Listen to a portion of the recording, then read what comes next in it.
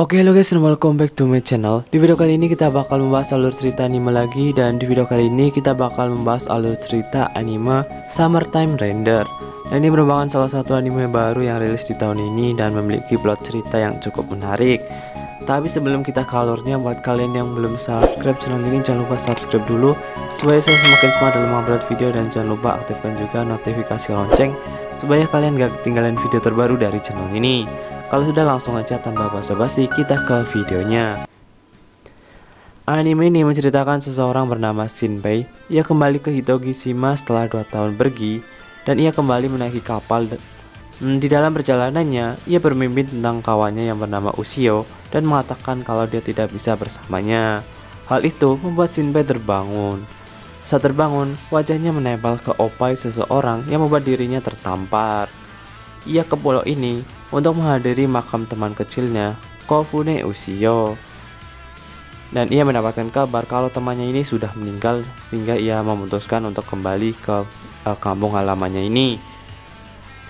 Akhirnya setelah beberapa jam perjalanan, ia sampai di pulau tersebut, dan di sana ia disambut oleh Kofune Mio yang merupakan adik dari Kofune Ushio. Karena terlalu bersemangat naik sepeda, ia menabrak batas dan masuk ke laut. Selama perjalanan ke makam, mereka berbicara hal apapun yang tidak penting, dan akhirnya ia sampai di makam Ushio. Ia teringat masa lalu sebelum meninggalkan pulau di mana Ushio berkata ingin memakan kare buatan Shinpei.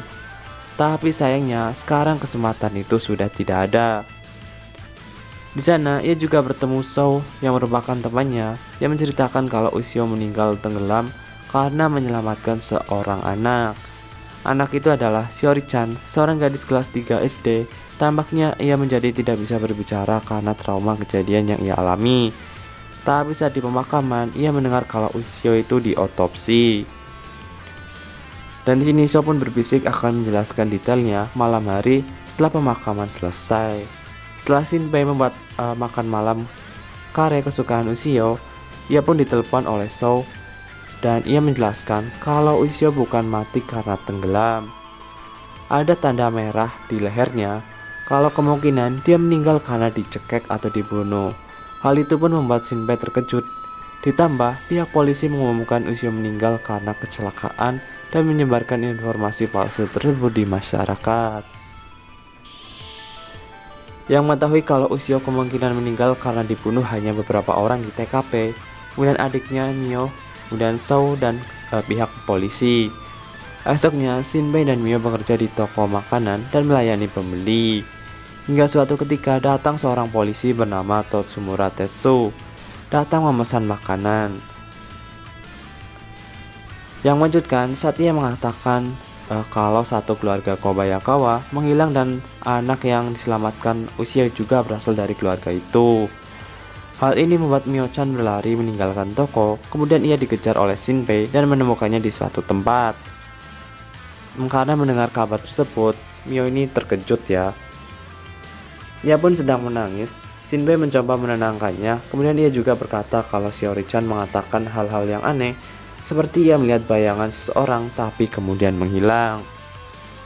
Saat ia berbicara seperti itu, kemudian ada seseorang pemburu yang mengatakan kalau itu adalah wabah bayangan. Ia mengatakan kalau seseorang yang terkena wabah tersebut, seluruh keluarganya akan menghilang dan ia harus disucikan terlebih dahulu. Apabila terkena wabah tersebut, di Hiruko Agung yang merupakan kuil suci di desa tersebut. Dan ironisnya, Mio-chan sebelum kakaknya meninggal, ia melihat bayangannya dan menghilang. Hal itu membuat Shinpei semakin terkejut dan bingung.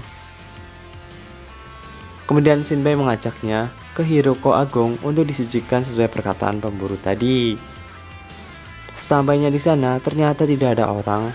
Kemudian saat tiba-tiba Mio mendengar suara dan bayangan kakaknya di semak-semak dan mereka mengejarnya. Sayangnya ia tidak menemukan sosok tersebut.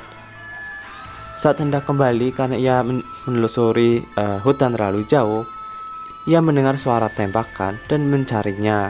Ternyata wanita yang Shinpei temui terjatuh dan bersandar di pohon dengan luka tembak. Wanita tersebut yang Shinpei temui di kapal ya. Hal itu membuat Shinpei ketakutan dan saat Mio akan meminta bantuan, Tiba-tiba ada bayangan yang mirip dirinya menangkapnya dan menembak Mio ya. Dan ia pun langsung meninggal di tempat. Shinbei pun langsung shock dan kesulitan bergerak.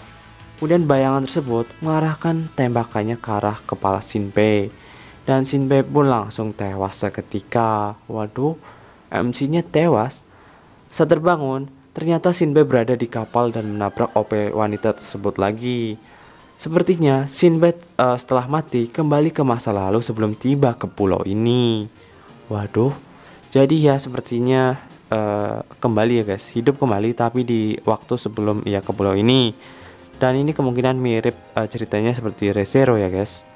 Cara MC-nya itu bangkit ya. Nah, seperti apa perjuangan Shinbei selanjutnya? Apakah dia berhasil menemukan kasus ini? Oke, tonton aja langsung animenya.